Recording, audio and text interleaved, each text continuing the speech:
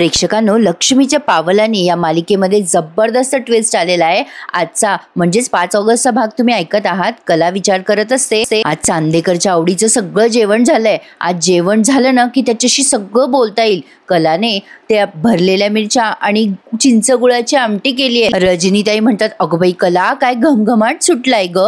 अगं आज तर चिंचगुळाची चटणी आणि भरलेल्या मिरच्या. आज काय अद्वैतच्या आवडीचा स्वयंपाक आहे. भरलेल्या मिरच्या आणि चिंचगुळाची आमटी. अगो बाई, एखादा सणवार असल्यासारखंच वाटू लागलंय की आज. काय ग कला, आज काही विशेष? कला म्हणते, नाही अहो मॅडम, सहजच आपल्या सगळ्यांसाठी केलंय. तेव्हा या रजनी आत्या म्हणतात की सहज? नाही, आज तर अद्वैतच्या आवडीचा स्वयंपाक दिसतोय. नवऱ्याला सरप्राईज द्यायचंय का? बरं ठीक आहे, मी पानं घेते. आता कला मात्र विचार करतेय, बापरे, जेवण झाल्यावरती मी जेव्हा अद्वैतला खरं सांगेल ना, तेव्हा मला काय सरप्राईज मिळणार आहे ते देवच जाणे. चांदेकर जेवणार मात्र नक्की, मग मी त्याला शांतपणे सगळं समजवेल आणि सगळं काही व्यवस्थित मिटवेल. पण आता कला बिचारी अशी विचारच करते, तेवढ्यात हा अद्वैत आलाय. खरे आणि आता काय तमाशा झालाय ना प्रेक्षकांनो, जबरदस्त. कलाने तर एवढं सडेतोड उत्तर दिलंय ना या अद्वैत आलाय आता खरे करत. आता ही कला त्याच्या समोर जाते आणि म्हणते, काय झालं चांदेकर? आता हा अद्वैत तिला डिझाईन्स दाखवतो आणि म्हणतो, हे काय आहे खरे, काय आहे हे? आता कला जरा घाबरते मनामध्ये. काय ग, कोणी काढलं हे? नाही, बोलत नाहीयेस तू आता, काही नजरेला नजर देत नाहीयेस, माझ्या उत्तराला उत्तर सुद्धा देत नाहीयेस. काय अर्थ काय समजू मी याचा? शेवटी तू सिद्ध करून दाखवलंस ना की तू फक्त नावापुरतीच खरी आहे म्हणून. आबांना कळेच ना नेमकं हे काय चाललंय. अद्वैत जोरात ओरडतो, बोल ना, मी तुला काहीतरी विचारतोय ना. आता मात्र कला खूप म्हणजे घाबरते, पण हळूच म्हणते, मीच काढलंय ते. म्हणजे आता अद्वैत तिला काहीच बोलू देत नाही. अद्वैत म्हणतोय, तू हे सगळं खोटं बोलून काढलंस, काहीही कोणाला न सांगता सगळ्यांची फसवणूक करून केलंयस ना हे सगळं. नाही, मला म्हणत असतेस ना दरवेळेला, मी प्रत्येक वेळेला मची 12 खडी बोलतो, पण मी जे बोलतो ना त्यातला सगळा शब्द न शब्द खरा असतो. मी जेव्हा माझं करत असतो ना, त्यात एक वेगळाच आत्मविश्वास असतो. पण तू काय केलंस ग? अगं, तुझ्या तर खोटेपणा ठासून भरलाय. कला म्हणते, चांदेकर, अरे मला बोलू तरी दे. आता अद्वैत म्हणतो, हो बोल ना, बोल, पण जे काय बोलशील ना ते खरं बोल. मला अशा खोटारड्या लोकांची प्रचंड ॲलर्जी आहे. ऍक्च्युली ना माझंच चुकलं. मला ना खूप आधीच तुझ्यावर डाऊट आला होता, पण काय आहे ना, माझा स्वभाव आहे, कुठल्याही गोष्टीची शहानिशा न करता ना मी कोणावरच विश्वास ठेवत नाही. हा प्रॉब्लेम आहे माझा, म्हणून मी वाचलो नाही. पण मी विसरलो होतो ना की तुझ्यासारखी माणसं ही समोरच्याची फसवणूक करण्यासाठीच जन्माला आलेले असतात. बरोबरच बोलतोय ना मी. आता ही कला म्हणत असते, चांदेकर, माझं ऐकून तरी घे, मला काय बोलायचंय ते. अद्वैत म्हणतो, काय ऐकून घेऊ ग मी तुझं? एवढं सगळं झालं तरी तुझा निर्लज्जपणा काही कमी होत नाहीये. हॉरिबल माणसं आहात तुम्ही, एकदम लबाड आहात आणि एकदम निर्लज्ज.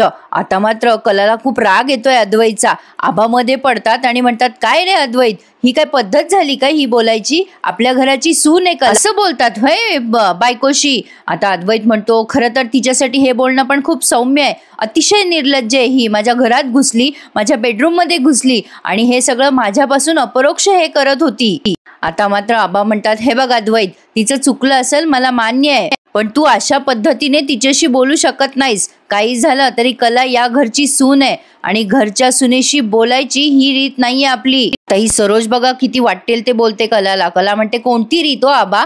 गेले कित्येक दिवस ही पोरगी आपल्या अपरोक्ष हे काम करतीये, घरातल्यांना फसवतीये. घरातल्यांना फसवणं ही सुद्धा रीत नाहीये आबा आपली. तुम्ही एवढी बाजू घेता हिची, पण तुम्हाला तरी माहिती होतं का की ही पोरगी काय करते ते? चांदेकरांच्या लायकीची नाहीये ना ही पोरगी, हे तिने सिद्ध केलंय आज. आबा म्हणतात, सरोज, जरा शांततेत बोलशील का तू?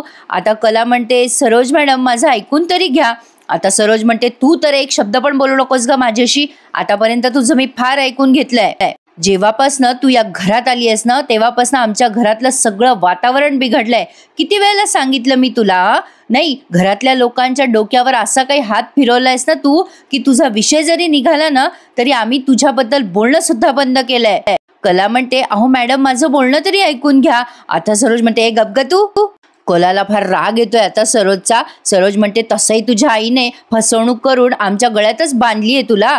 तुझ्या आईनेच फसवलंय आम्हाला, त्यामुळे तुला काय बोलणार? शेवटी वळचणीचं पाणी वळचणीकडेच जाणार. काय ग, माझ्या मुलासोबत एकत्र रूम मध्ये राहतेस ना, त्याला का बोलली नाहीस हे सगळं? त्याची का फसवणूक केलीस तू? आतापर्यंत मी तुला हुशार समजत होते, पण तू तर अतिशय चालाक निघालीस ग.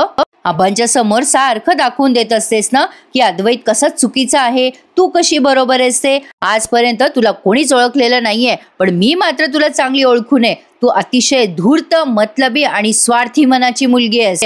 कलाला आता खूप तिचा अपमान झाल्यासारखं वाटतंय प्रेक्षकांनो, पण सरोज मात्र बोलायची थांबत नाही. सरोज म्हणते, एक लक्षात ठेव, या घरामध्ये तुझी कोणालाही गरज नाहीये.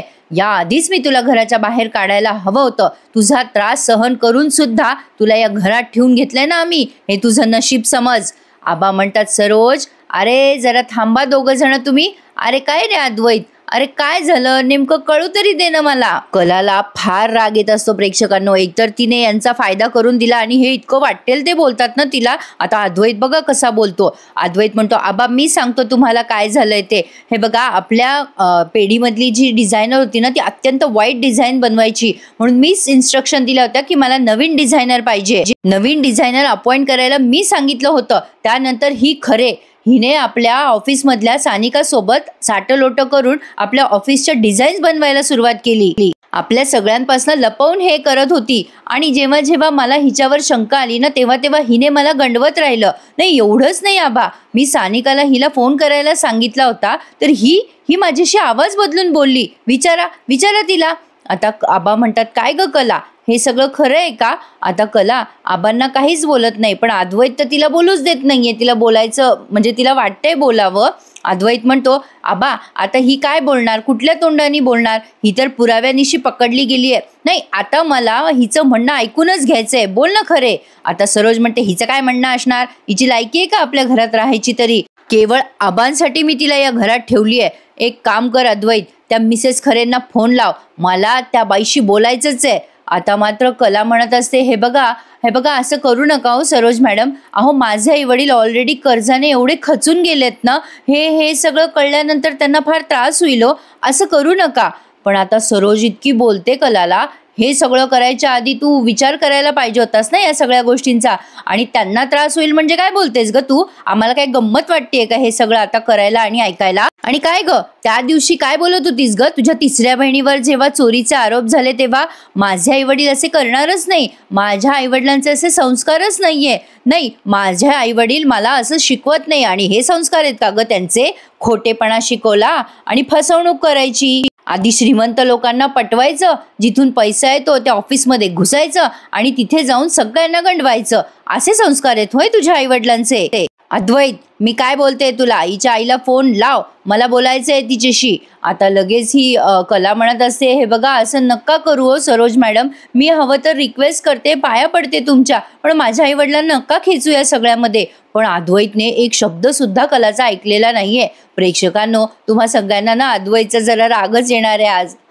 असो, पण इंटरेस्टिंग होता आजचा भाग. आता या उचलतात फोन खरेबाई आणि म्हणतात, जावई बापू, हॅलो काय चाललंय तुमचं, बोला ना. आता अद्वैत म्हणतो, थांबा जरा एक सेकंड. आता त्याने लगेच सरोजकडे फोन दिलाय. मग ही सरोज बघा कशी बोलते, हॅलो मी सरोज बोलतीये. आता तिकडनं या संगीताताई म्हणतात, आओ बीनबाई नमस्कार, कशा आहे तुम्ही? नाही माझ्या लेकी दोन्ही ठीक आहे ना? त्या सांगत असतात मला तुम्ही आईची माया देता म्हणून. आता सरोज तिकडनं ओरडते आणि म्हणते, एक मिनटं जरा थांबताल का तुम्ही? तुमच्या घरामध्ये सगळ्यांना असं नॉनस्टॉप बोलायची सवय आहे का? आणि पहिली गोष्ट म्हणजे ते व्हीणबाई म्हणणं थांबवता का जरा? आता ती संगीता म्हणते, माफ करा हं मॅडम. आता ही सरोज म्हणते, काय झालं? अहो तुमची मुलगी ही कला, तिने आम्हाला परत फसवलंय. अर्थात तुम्हाला हे सगळं माहिती असेलच. संगीताताई म्हणतात, अहो मला काही माहिती नाही हो, पण एक मात्र निक्षून सांगते तुम्हाला, माझी कला कधीही कोणाची फसवणूक करणारच नाही. सरोज म्हणते, वा काय कॉन्फिडन्स आहे हो तुम्हाला तुमच्या मुलीबद्दल. संगीताताई म्हणतात, जरा नीट सांगताल का ताई, तुम्ही काय बोलताय? आता सरोज म्हणते, सांगते ना, आमच्या नवीन कलेक्शनच्या डिझाईन आहेत त्या तिने चोरून काढल्या आहेत. मुळातच आमच्या नाकावर टिचून आमच्या ऑफिसमधल्या एम्प्लॉईला हाताला धरून तिला घोळात घेऊन तिच्या मार्फत त्या डिझाईन आमच्यापर्यंत तिने पोहोचवल्या आहेत. आता या संगीताताई म्हणतात, तुम्ही काय बोलू लागल्या बाई, मला यातलं काही बी ठाव नाहीये. तिने जे काही बी केलं असेल ना त्यात तिचा हेतू मात्र लई चांगला असणार बघा. आता ही सरोज म्हणते, काय बोलताय ना तुम्ही? इथे आमची फसवणूक झाली आहे आणि तिथे तुम्ही सांगतायत की तिचा उदात्त हेतू आहे यामागे आणि तिचा चांगला हेतू आहे. असं बोलायला ना एक वेगळ्याच लेवलची हिंमत असते नाही का? ही हिंमत तुम्ही दुसऱ्या ठिकाणी वापरली असती ना तर ही वेळ आली नसती तुमच्यावर रडायची. पण तुमच्याकडनं वेगळी काय अपेक्षा करणार ना? तुमच्या रक्तातच फसवणूक आहे, खोटेपणा आहे. एक वेळेस तुम्ही संस्कार नसते दिले ना तर चाललं असतं, पण हे खोटेपणा आणि फसवणूक करायची शिकवणूक द्यायची नसती. आणि एक लक्षात ठेवा, या कुटुंबाची मी ढाल आहे. तुम्हाला मऊ लागलंय ना म्हणून खणून काढायची आणि खायची गरज नाहीये. लक्षात ठेवायचं, गाठ माझ्याशी आहे. अद्वा बोलून या सरोजने शेवटी फोन कट केलाय. काय बोलली ही बाई? फक्त त्या कलाची कंप्लेंट केली प्रेक्षकांनो. कला आता एवढी रडायला लागते. पण आता बघा प्रेक्षकांनो, कलाने एवढं सडेतोड उत्तर दिलंय ना. यस, व्हेरी गुड कला. पण संगीताताई मात्र खचून गेल्या ना. आता त्या लागतात रडायला बिचाऱ्या. त्या विचार करतात, आई अंबाबाई, अगं हे समद काय सुरू झालं ग? अगं आत्ताच तर असं वाटलं होतं की माझ्या कलेचा सुखाचा संसार चालू झालाय आणि हे काय लावलं ग मायबाई तिच्या मागे? एवढंच सांगते तुला की तुझ्या पुढे पदर पसरते. माझ्या कलेने काही चुकीचं केलेलं नाहीये. माझ्या कलेच्या पाठीशी राहा अंबाबाई, माझ्या कलेच्या पाठीशी राहा. यांना बिचाऱ्यांना विनाकारण घोर दिला ना त्या सरोजने. काय बाई आहे प्रेक्षकांनो, बाप रे, हॉरेबल. पण कला मात्र त्यांची सून पक्की शोभते. पण प्रेक्षकांनो, या सगळ्यांना कलाच्याच पुढे पुढे करणं भाग आहे. कारण आता काय झालंय ना नेमकं पुढे बघत राहा तुम्ही. आता मात्र आबाजी थोडे चिडतात आणि म्हणतात, काय ग सरोज, अगं काय बोलायलीये तू हे सगळं? आणि काय चालवलंय काय तुम्ही? एकीकडे चांदेकरांच्या नाव लौकिकाचे दाखले द्यायचे आणि दुसरीकडे स्वतःच्या सुनेशी असं बोलायचं.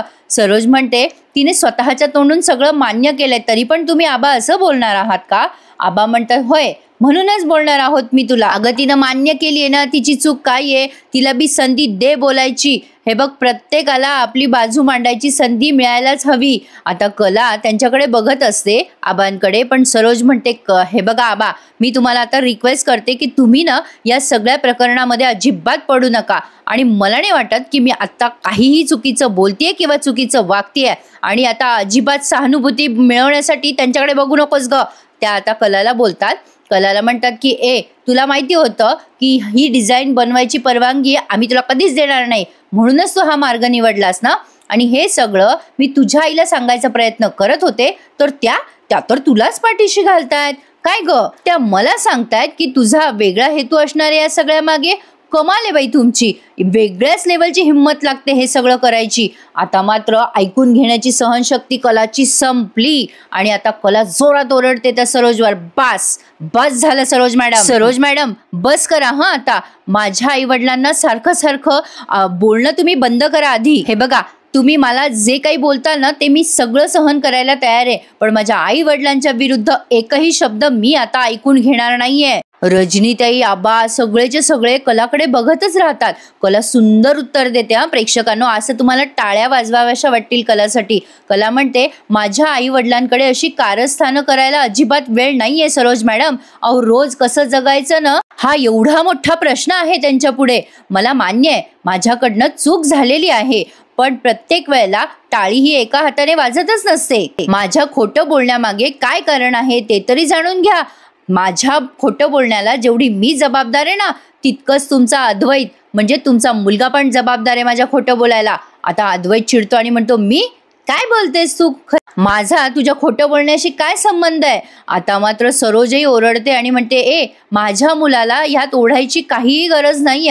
गेले कित्येक दिवसापासून मी बघते अद्वैतला तू स्वतःच्या इशाऱ्यावर नाचवतेस. पण एक लक्षात ठेव, तुझ्यासारख्या मुलीची वाट लावायला ना माझ्यासारखी बाई काफी आहे. आता ही कला म्हणते, हे बघा सरोज मॅडम, मी एवढ्या वेळपासून तुमचं ऐकून घेत होते ना, आता मला काय बोलायचं ना हे तुम्हाला ऐकून घ्यावंच लागेल. आपण जेव्हा दुसऱ्यावर आरोप करतो ना तेव्हा त्याने असं का केलं हे ऐकून घेण्याची तयारी आधी असायला हवी. अद्वैत लगेच म्हणतो, आता लागली का शिकवायला? बंद कर तुझा खोटारडेपणा. आईने काय सांगितलं तुला? मला का खेचतेस या सगळ्यामध्ये? माझा काहीही संबंध नाहीये या प्रकरणाशी आणि सतत आम्ही तुझं काय ऐकायचं? कला म्हणते, अरे अद्वैत, तू ऐकून तरी कधी घेतोस? अरे चांदेकर, जरा जरी तुला ऐकून घ्यायची सवय असती ना तर ही वेळ आपल्यावर आज आलीच नसती. चांदेकर, आपण एका खोलीत राहतो, बऱ्याचदा मला टेन्शन्स असतात, माझ्या डोळ्यामध्ये पाणी असतं, पण तू तू कधीही त्याकडे बघत नाहीस. मला कधी विचारायला आलास तू माझ्या मनात काय चालू आहे, मला काय वाटतं हे जाणून घ्यायचा प्रयत्न तरी कधी करतोस का रे तू? कारण चांदेकर, आपल्या दोघांमध्ये तो विश्वास कधी निर्माण झालाच नाहीये. हा विश्वास असायला हवा. तुला असं कधीच वाटत नाही की मी तुला स्वतःहून काही सांगावं ना, असा विश्वास आपल्या दोघांमध्ये नाहीच आहे. आणि चांदेकर, मी तुला अंबाबाईची शपथ घेऊन सांगते, मला खूप वेळेला वाटलं की तुला खरं खरं सांगावं. 1000 वेळेला मी हा विचार केला की तुला सांगून टाकावं की मीच डिझायनर आहे. पण मग विचार आला की तुला काय वाटेल, तू काय म्हणशील, तुला हे पटलं नाही तर? अनेक विचार माझ्या मनात आले रे. हा विश्वास नसल्यामुळे मी तुला माझ्या मनात काय आहे हे स्पष्टपणे कधीच सांगू शकले नाही. मी डिझाईन्स करते की नाही हा डाऊट जेव्हा तुझ्या मनात आला ना, तेव्हा तू जर मला विचारलं असतं ना सरळपणे की कला, अगं तू करतेस का या डिझाईन्स, तर मी तुला सगळं खरं खरं सांगून टाकलं असतं की हो चांदेकर, मीच या डिझाईन बनवते. पण तुझा आविर्भाव काय होता की एकदा मला कळू दे, मग बघ मी काय करतो ते. अरे चांदेकर, जिथे विश्वास असायला हवा होता ना, तिथे मला तुझी भीती वाटायला लागली होती. आता चांदेकर म्हणजे अद्वैत म्हणतो, अच्छा आता तुझ्याकडे बोलायला काही नाहीये म्हणून काही पण बोलतेस का तू? समजतंय मला. नाही, आज जर हे सगळं उघडकीला आलं नसतं तर हे सगळं तू किती दिवस चालवलं असतं ना, हे काय कळत नाहीये का मला? आता मात्र कला चिडते आणि म्हणते, हे सगळं म्हणजे काय बोलायचंय तुला? कला अद्वैतला म्हणते, हे सगळं म्हणजे काय रे? मी काय चोरी करत होते का कुठली गैरवस्तू करत होते? हे बघ, मी तुला जर सरळ सरळ विचारायला आले असते, आपल्याकडे डिझायनर नाहीये, मी डिझायनर म्हणून काम करू का, तर तू हो म्हणाला असतास का चांदेकर? नाही, हे सगळं सोडून दे, सांग ना मला आता खरं खरं, तू मला पाठिंबा दिला असतास का? तू म्हणाला असतास का मला, हो खरे तुझ्यामध्ये आहे क्षमता, तू हे सगळं काम करू शकतेस, बोल ना चांदेकर बोल. अरे एवढं कशाला? अरे त्या दिवशी स्वामीनाथन सरांना डिझाईन्स आवडले नाही ऑफिसमध्ये तर ते चिडले होते. तुझ्याकडे पर्याय नव्हता. मी तुला फक्त येऊन विचारलं होतं की तुला काय झालं, तर तेव्हा किती वस्कन अंगावर आलास ना तू माझ्या. पण तरी सुद्धा प्रसंग अवधान राखून मी भराभर डिझाईन केल्या. पण तू काय केलंस चांदेकर? अरे तू त्या डिझाईन्स बघायला सुद्धा तयार नव्हतास. अरे चांदेकर, बघायचं तर सोडून दे, पण तू काय केलंस, त्या डिझाईन फाडून टाकल्यास. आता सगळेजण कलाकडे बघायलाच लागतात. आता कला म्हणते, चांदेकर, एखादी गोष्ट राग दुर्लक्षित करणं, टाकून देणं वेगळी गोष्ट आहे आणि एखाद्याची कलाकृती अशी फाडून टाकणं ही सुद्धा एक वेगळी गोष्ट आहे. ही चुकीचीच गोष्ट आहे. तू स्वतः सोडून इतर कोणाचं कधीच काहीही ऐकून घेत नाहीस, कधीच ऐकून घेत नाहीस तू. तुझ्या अशा स्वभावामुळे मी तुला मनमोकळेपणाने कधी काहीही बोलू शकले नाही, हे मी तुला अगदी खरं खरं सांगतेय. आणि सरोज मॅडम, मी कोणालाही इजा केलेली नाहीये, मी काहीही चूकही केलेली नाहीये आणि आपल्या घराला कलंक लागेल अशी तर मी अजिबात वागलेली नाहीये. मी फक्त आणि फक्त डिझाईन्स करत होते, तेही कंपनीच्या फायद्यासाठी. आधीच्या डिझाईन्स रिजेक्ट झाल्यामुळे स्वामीनाथन सरांना नवीन डिझाईन्स हव्या होत्या. त्यावेळेला योगायोगाने मी तिथे असल्यामुळे, हे माझं क्षेत्र असल्यामुळे मी तिथे डिझाईन बनवू शकले, हे एवढंच. त्यावेळेला माझ्या मनामध्ये काहीही काळबेरं नव्हतं आणि आत्ता सुद्धा माझ्या मनामध्ये काहीही काळबेरं नाहीये. पण अद्वैत कलाला म्हणतो, त्या डिझाईन्स कशा बनवायच्या, कशा पाठवायच्या ते आम्ही बघितलं असतं. आम्ही नवीन बनवलेली डिझाईन्स अप्रूव्ह झाली ना. आता ही कला म्हणते, हो चांदेकर, तू पाठवलेली डिझाईन्स आणि स्वामीनाथन सरांनी पाठवलेल्या सगळ्या डिझाईन्स या मी पाठवलेल्या. आता मात्र प्रेक्षकांनो सगळेजण कलाकडे बघायला लागतात. कला म्हणते, या प्रोजेक्टमध्ये वापरलेले एकूण एक डिझाईन्स सगळे डिझाईन्स फक्त आणि फक्त माझे आहेत. आता अद्वैतला काही कळे ना, हिला उत्तर द्यावं तर काय द्यावं. सरोज तर बघतच राहते कलाकडे. पण प्रेक्षकांनो, यांना ना बिझनेसमधलं काहीही कळत नाही हे मात्र नक्की आहे. आता या म्हणजे वाक्यावरती यांनी आजचा भाग हा पूर्ण केलाय, पण पुढे एकदम धमाकेदार भाग असणार आहे. तुम्हाला आवडला ना माझ्या आवाजात हा भाग ऐकायला, तर माझ्या चॅनलला सबस्क्राईब मात्र नक्की करा आणि एखादा लाईक करायला विसरू नका. आता अद्वैत डिसिजन घेतोय, पुढच्या भागामध्ये दाखवणार आहेत ते की तू हे डिझाईन्स आता यापुढे बनवायचे नाहीयेस खरे, आणि ही तुझ्यासाठी एक शिक्षा असणार आहे. आता कला त्याला निक्षून सांगते, तुला डिझाईन्स घ्यायचे नाही घ्यायचे हे तुझा वैयक्तिक प्रश्न आहे, पण मी माझं काम प्रामाणिकपणे करत राहणार आहे अद्वैत.